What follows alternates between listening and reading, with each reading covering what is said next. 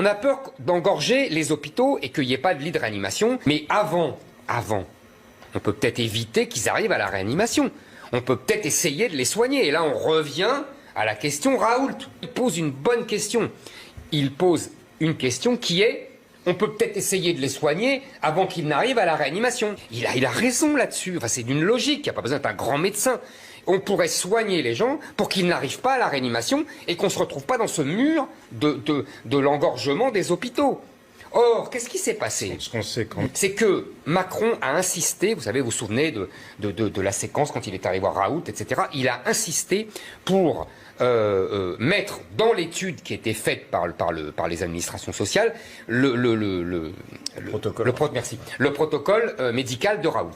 Et puis il y a eu l'étude Lancet, vous vous souvenez, cette escroquerie magistrale. Et là, immédiatement, Véran et les autres sont précipités en disant hop, on enlève le traitement Raoult du protocole.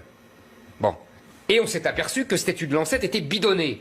Mais on n'a pas remis, après, dans l'étude faite par le gouvernement, le protocole Raoult. Donc on nous dit, ah bah oui, il n'a pas été confirmé par la protocole randomisée, là, en double... Oui, rien n'a été trouvé, rien n'a été validé. Je vais vous dire, ces études randomisées en double aveugle, je ne sais pas comment on appelle ça, c'est du bidon. Parce que personne n'accepte de ne pas être soigné. On interdit en France, on marche sur la tête, on interdit aux médecins de soigner les gens. Avec le protocole Raoult ou avec d'autres protocoles, Jean-Sébastien a tout à fait raison.